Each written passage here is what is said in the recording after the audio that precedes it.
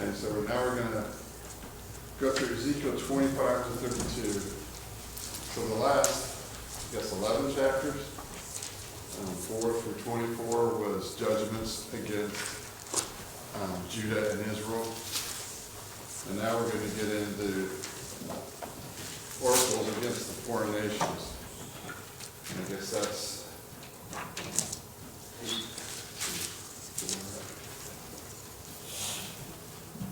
so I guess that's 8 chapters. You have 8 chapters and you have 4 nations. And you know, so to be fair, you'd think, well, you're going to have 2 chapters. Or, no, I'm sorry, there's 6. So to be fair, you'd think you're going to have about 1.3 or 1.25 chapters per nation. But no, it's not that way. It's the first chapter you start out and you have 4, and I think my math was wrong there. Maybe it's 1.33. Anyway, but anyway, you'd think that.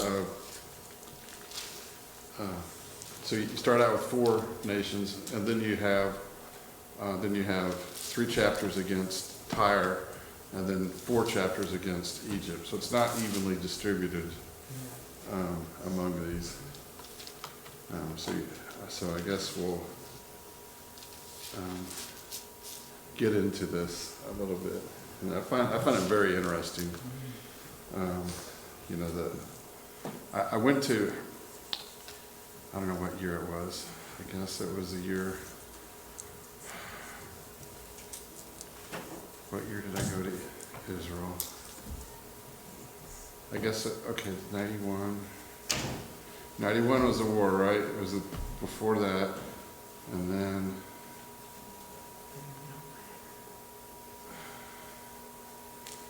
then that, I think it may have been 89. I think maybe it was 89. Anyway, it's when they hung Colonel Higgins. Do y'all remember when they hung Colonel Higgins, and they sent the whole Navy through. They threw the whole Navy over there and anchored off, hung around Lebanon for a while. If y'all remember that, I don't know. No. I remember when the wall came down. Yeah, I remember that one. Yeah, that was. Yeah, we didn't have as much fun during that. We just sort of went in circles around by Sicily the whole time. But anyway, we got to go to Israel, and we anchored off of there, a place called Haifa, which is really Mount Carmel, if you look at it biblically. And then I got to take one trip, and you think, oh yeah, we're going to be here a while, you think. But I did take one trip to Jerusalem, and so we drove down from Mount Carmel down the coast, and then up down to Jaffa. I think it's called Jaffa today, but it's Jaffa in the Bible, and then went up to Jerusalem. And so that was cool. That was very cool. That was intense. That was intense. Yeah, maybe that's the most intense, one of the more intense things, because they made you call the embassy. Before we went into the city of Jerusalem, we had to call the embassy, the bus. They had to call the embassy, say they were going into the old city, which is the West Bank, and then when we came out, we had to call the embassy again to say that we were out. And they took it kind of seriously. I guess for those days, anyway. It's more intense now, I think. But anyway, this kind of strikes some of these nations, especially Tyre. Chapter 25. Judgment on Ammon, Moab, Edom, and Philistia.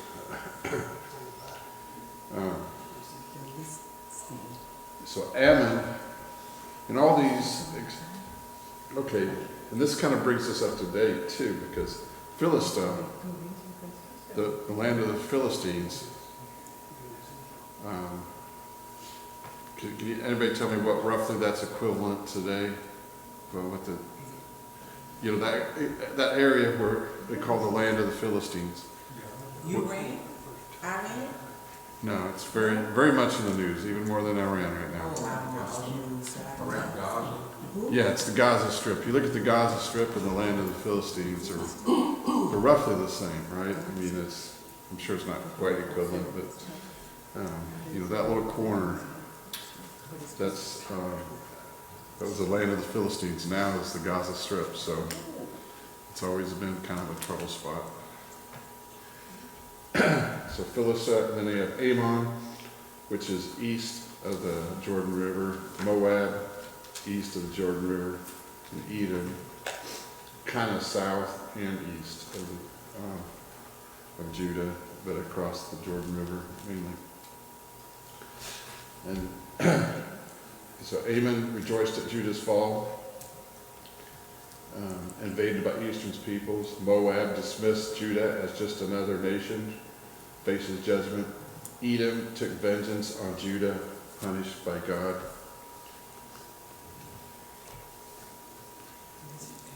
Okay, so I guess I got a point over here. It's not. Okay, so these are, so you can see the red, this, you know, the Philistine territory in Edom. I thought it was more east than this, but anyway, it's got south and east. To the south, in Ammon and Moab. So I think a lot of this land, I think, is in current day Jordan. But you kind of have all these areas here. I think it's all from the river. Everything east of the river is Jordan, I think. So I think all the stuff that would be east of the Dead Sea and then the river that flows down from the Sea of Galilee. It pretty much goes straight down from the Sea of Galilee there to the big little lake. Well, yeah, the tiny one, not the tiny one at the top, but I think that's the Sea of Galilee. The Sea of Galilee at the top, and then not the tiny one, but the next one down, and then the Dead Sea. So it's all just. So the Dead Sea is in between Judah and Moab, right? That the Dead Sea that you was? Yeah, that would be true. I thought so, but I wanted to make sure. Yeah, because I get them all mixed up, right? Because I think, it's just east of the Jordan, right? Well, how can you have 3 countries east of the Jordan? No, you have it divided up. Edom at the bottom, Moab, right next to the sea, right next to the Dead Sea. Pretty much that's Moab, and then the Ammon, and then so I think it's kind of a very interesting place, and so I think that's a place where some very interesting things, like I think where Moses saw the Promised Land. He never got to go to Moab, or Moses never got to see the Promised Land, but somewhere over here is where he got to see the Promised Land before. And you'd think, how can you see that? Well, it's like, to me, it's kind of the most one intense. Standing in Jerusalem and looking down at the Dead Sea and that valley, right? It's very. It's not the most vast. It seemed to be the most vast thing I'd ever seen, and intense, because you can just kind of see all the way down to that valley, and you could see the Dead Sea plainly. You can see all that. It's not like some flat land where you're just, okay, it's over there somewhere. I guess I've seen some things since then. You can see, I think we were like in western Utah, and I didn't think this was possible, but you could see from western Utah, you could see, really, I guess it was kind of near Capitol Reef, and just south of Capitol Reef National Park, which is way over there. You can see into Colorado. You can see a mountain in Colorado. And you're like, how is that possible? Because you got the curvature of the earth, chops off 8 feet every mile, right? But if you add it up, it is possible. And another amazing thing, I guess I've seen, we lived in Sicily, and we went up on the, right near Mount Etna. We went up, you know, maybe 2/3 of the way up Mount Etna. And, you know, it's just a super, super clear day. Super clear day. Because it's usually hazy. Usually haze just stops everything, right? And you could see Malta, you know. So you can see this place where Apostle Paul came, right? You can see Malta down there. And almost any day you could see almost any day from our house, you could always see Syracuse, which is another biblical city, right? I think Apostle Paul stayed 3 days there. And it's Syracuse in English, Syracuse in Italian. I don't know why English seem to mess up people's. I don't think it's that in ancient times. I don't think it was called something else. But why we can't call it Syracuse is beyond me. Brother, can I say something? I found interesting as I was studying this along with you, and I just want to thank you for piquing my interest in the book of Ezekiel more. There is so much to gain from the book, as I was telling you earlier. Yeah. But as I was studying and looking into all of this, and you're probably going to bring it out, but it's very unique. God has a plan for everything, but these countries are relatives of the Israelites. Yeah, it's they are and they bordered the country there. So yeah, it's like, you know, whatever. You go back to Genesis and the odd man out. This, like, you have Isaac and what's his brother? Ishmael. Esau. No. Ishmael, yeah. Ishmael, exactly. And Jacob and Esau. I can't get them right, but one of them, that's like, each one of these over here is like one of those odd man outs, right?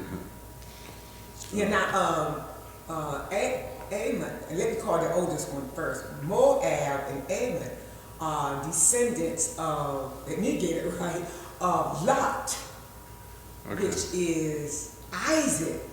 Am I right? Yes. He was the nephew to Abraham. Yes, exactly. So this is something I thought was very interesting. Yeah. You know? Oh yeah, yeah. All these odd man outs are over here on the east. Yeah. Philistine's totally different, but yeah, these are all. Yeah. That was very interesting. Yeah. Okay, Ezekiel 25. Oh boy, and when I change, okay. Say to the Ammonites, yeah, that didn't take the change. Yeah, say to the Ammonites. Say to the Ammonites, hear the word of the sovereign Lord. This is what the sovereign Lord says. You said, aha, about my sanctuary when it was desecrated, about the land of Israel when it was made desolate, about the house of Judah when they went into exile. So that, I guess that aha is kind of like na or something, right? Kind of thing. It's like today, you kind of like when you found somebody, you know, you'd say aha, maybe today, but back then it's kind of like na. Kind of like, yeah, I think it's like. All these people took joy in the destruction of Israel. Yeah. And gloated over them because they were supposedly the children of God. And look at you now. Yeah. That kind of attitude. And all these judgments that are being brought against these nations because of their attitude toward Judah. Because in essence, as you point out, they're all relatives. Yeah. In a way. Yeah. And so when you strike against your brother, that's not a good thing. Exactly. Yeah. Yeah. Yeah, they have more in common than you'd think. Okay, 25:7. Take note, I have stretched my hand against you, and I will hand you over as plunder to the nations, and I will cut you off from the peoples and make you perish from the lands. I will destroy you. Then you will know that I am the Lord. and then in 25 again. So look, I'm about to open Moab's flank, eliminating the cities, including its frontier cities, and beauty of the land. Beth, Jemaah, Baal Meon, and Kirthaim. I will execute judgments against Moab, then they will know that I am the Lord. I will exact my vengeance upon Edom by the hand of my people Israel. They will carry out in Edom my anger and rage, and they will experience my vengeance, declares the sovereign Lord. So this is what the sovereign Lord says. Take note, I'm about to stretch out my hand against the Philistines. I will kill the Cherethites and destroy those who remain on the sea coast. 25:15. This is what the sovereign Lord says. The Philistines have exacted merciless revenge, showing intense scorn for the effort to destroy Judah with relentless hostility. And if you just change that to Gaza, right? I mean, it's just kind of crazy today. I mean, it's just almost like what happened a couple years ago. Of course, technically what we say is Israel is not the Israelites. Long ago. I will exact great vengeance upon them with angry rebukes. Then they will know that I am the Lord when I exact my vengeance upon them.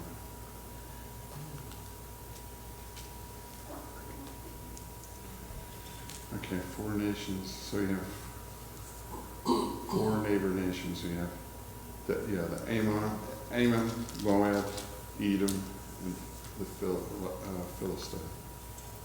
This one got small. Prophecy against Tyre. Tyre rejoiced over Jerusalem's fall.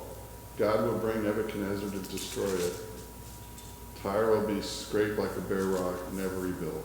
Yeah, I tried to get all these 40-point font, but not that one. Ancient Tyre was originally an island off the coast of modern Lebanon. It withstood several sieges, including Nebuchadnezzar.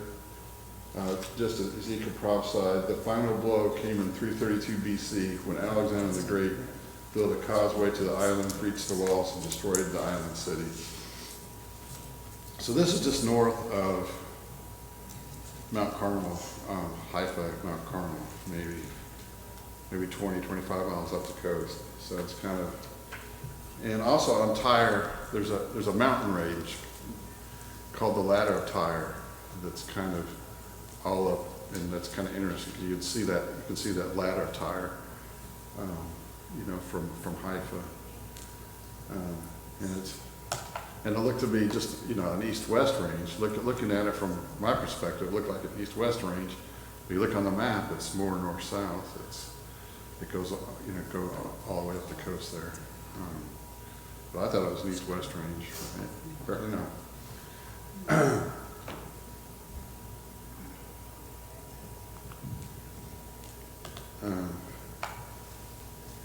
Son of man, because Tyre has said about Jerusalem, aha, the gateway of the people is broken. It was swung open to me. I will become rich. Now it has been destroyed. They will destroy the walls of the city and break down the towers. I will scrape her soil from her and make her a bare rock. She will be a place where the fishing nets are spread. This is one of my favorite verses in all Ezekiel. She will be a place where the fishing nets are spread, surrounded by the sea. For I have spoken, declares the sovereign Lord. She will become plunder for the nations. And if you go there today, that's what you're going to see. You're just going to see a bunch of nothing, and maybe you'll see some fishing nets, because this island nation was destroyed. It gets even under the sea mostly now. And it's an island city. So I guess when I think of island cities, anybody think of an island city? kind of like Manhattan, right? Manhattan is kind of an island city. Syracuse is an island city. It's just an island just off the coast of Sicily. The main ancient part of it is. Let's see, Venice. Venice would be an island city just off the coast of Italy. So there's quite a few of those when you think about it. When you say Manhattan, you're talking about Manhattan, New York? Yeah, Really? it's an island. It's an island. Yeah. I lived in Manhattan, but it was in Kansas, and I say, we want to make that distinction. There is a Manhattan, Kansas. And technically, where I lived in New Orleans, I lived on the West Bank of New Orleans, and we were surrounded, by the Mississippi River, the Intercoastal Waterway, and the Harvey Canal. It kind of made a circle around it. So it's sort of an island, but not really. It's kind of It a. wasn't enclosed. I mean, it was enclosed. I mean, it was circled by water. That's true, but it wasn't. But two of those are canals, right? I mean, so it wasn't naturally an island. And there was, what do you call them, locks and stuff in there, in between. But it was kind of an island. But there's kind of some famous island cities. They're kind of cool. I mean, I guess maybe Venice is like, New York and Venice, Manhattan and Venice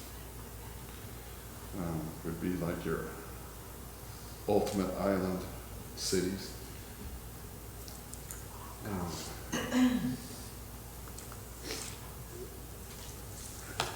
Okay, I will make you a bare rock, and I will place you a fishing net on spread. You will never be built again. I, the Lord, have spoken, declares the Lord.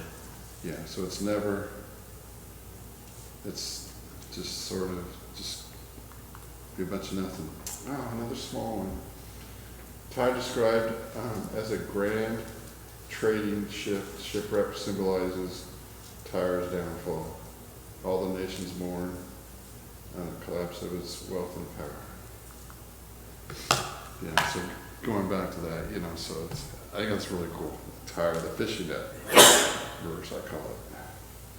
Your wealth, your products, merchandise, your sailors and captains, your ship's carpenters, your merchants, and all the fighting men within you, along with all the crew that imitate you, will fall into the heart of the seas of the day of your downfall.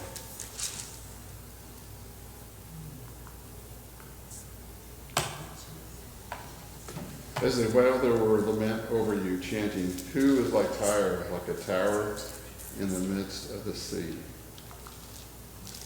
Oh, another small one. How did this happen? Chapter 8. Judgment on Tyre's king and Sidon. King of Tyre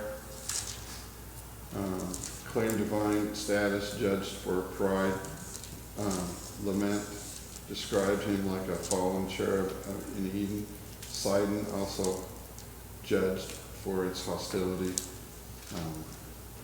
Ends with promise to restore Israel. Son of man, sing a lament to the king of Tyre and say to him, "This is what the sovereign Lord says. You were the sealer of perfection, full of wisdom and perfect in beauty. You are in Eden, the garden of God. Every precious stone was your covering, the ruby topaz, the emerald, the crystalline onyx, jasper and sapphire, turquoise and beryl. Your settings and mounts were made of gold. On the day you were created, they were prepared."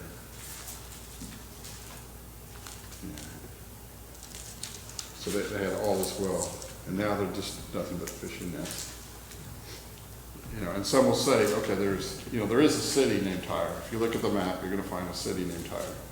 But it's not the island city. It's not, it's near there, relatively, but there's no, the island city, the ancient island city, it's gone. There's no island city of Tyre.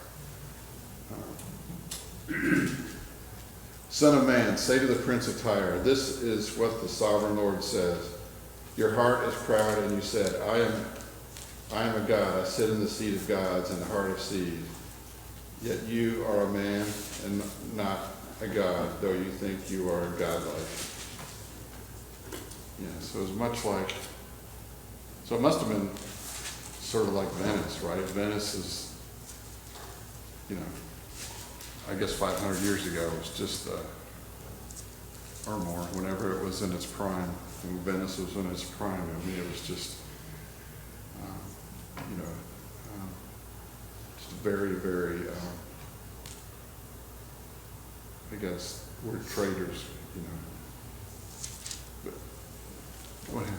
Roger, is this talking about when Alexander the Great, in like 333, he took Tyre and he went out there, and the city was there, but they were out on the island, and so he had his men dismantle the city and made a causeway, if you will, so he could go out there and destroy it. Yeah, I mean, they thought they were smart about being, just take boats and go out there, and hey, you can't get me. Yeah. But Alexander, he was pretty driven, and so his men threw everything that they could find into the sea and made that causeway, and then they went out there. I don't think they took anybody captive, but they totally destroyed it. And like you say, you can look at pictures today and there's nothing there. No, Wow. Nothing. nothing. So God's word is true.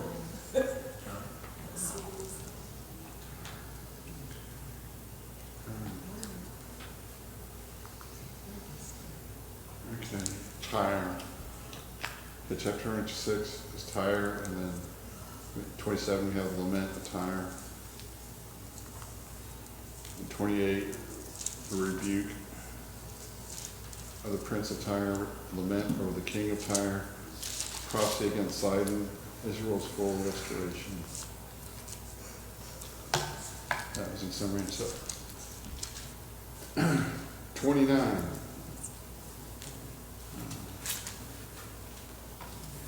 Judgment on Egypt. So the rest of this is against Egypt.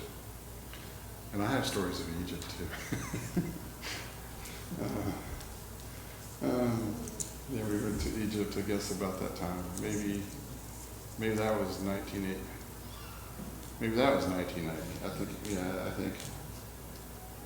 think Egypt was 1990. Israel was 89. But anyway. Judgment of Egypt and Pharaoh. Pharaoh likened to a Nile monster, dragged out and abandoned. Egypt will be desolate for 40 years, then a lowly kingdom. Egypt given to Babylon in compensation for Tyre.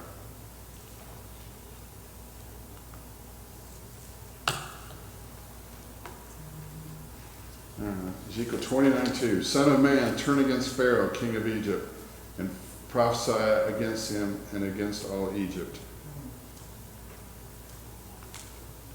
Tell them, this is what the sovereign Lord says. Look, I am against Pharaoh, king of Egypt, the great monster lying in the midst of its waterways, who has said, my Nile is my own, I made it for myself.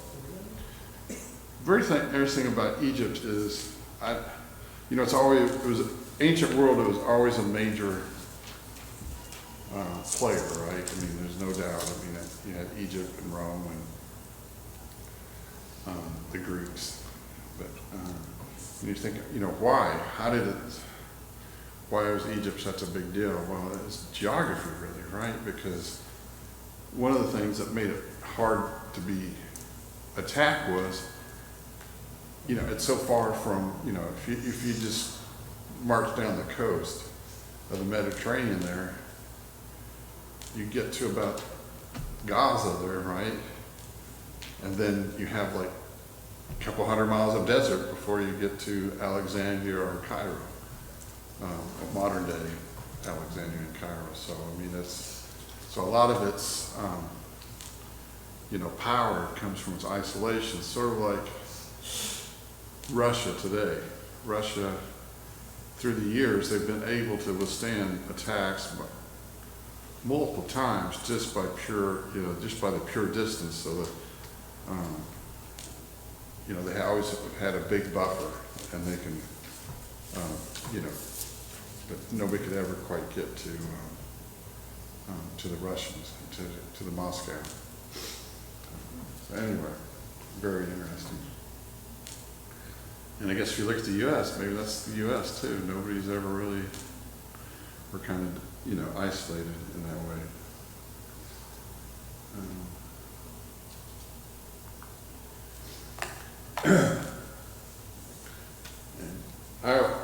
Ezekiel 29, I will restore the fortunes of Egypt and will bring them back to the land of Bathos, to the land of their origin, and they will be an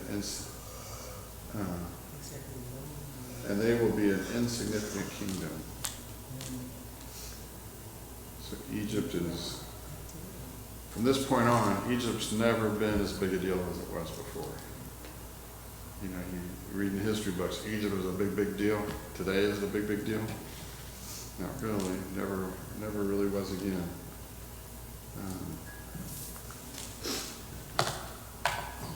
It will be the most insignificant of the kingdoms. It will never again exalt itself over the nations.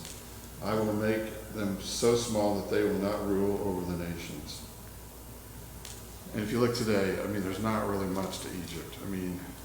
You have Alexandria, you have Cairo, 2 major cities, and that's about it.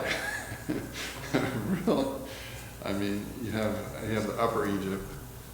There's a smaller city there, and there's some smaller cities around, but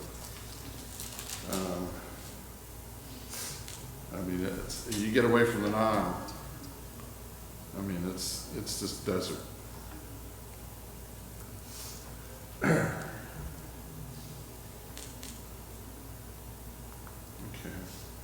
Son of man, King Nebuchadnezzar of Babylon made his army labor hard against Tyre. Every head was rubbed bald and every shoulder rubbed bare. Yet he and his army received no wages from Tyre for the work he carried out against it.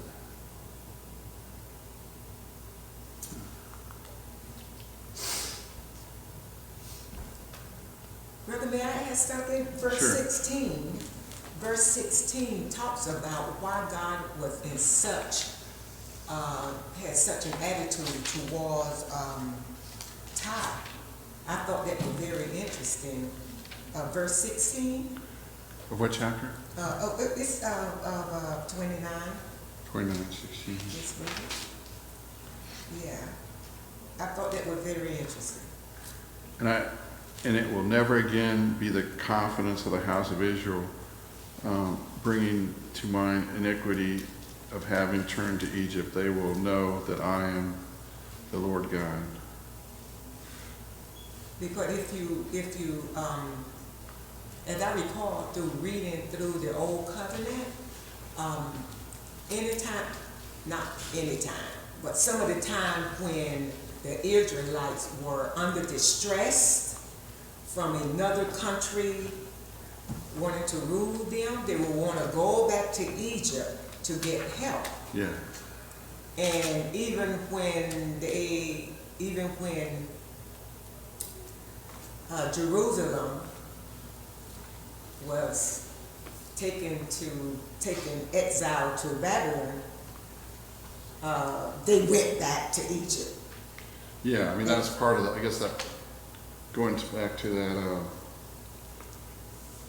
the parable of the eagles, that weird parable. To me, it's weird. Parable of the Two eagles. baskets. The parable of the 2 eagles.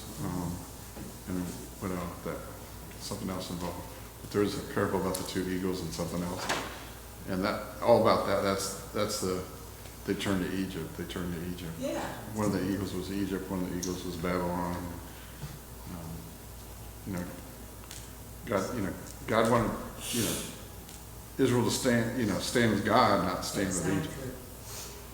So, okay, you want to keep going back to Egypt. I'm going to show you who's boss. This is what I'm going to do to Egypt. And so, make an application to our lives today. I remember before becoming a Christian, I would rely on other things to bring me comfort in my pain. And when God only wanted us, I didn't know all of this because I wasn't reading my Bible.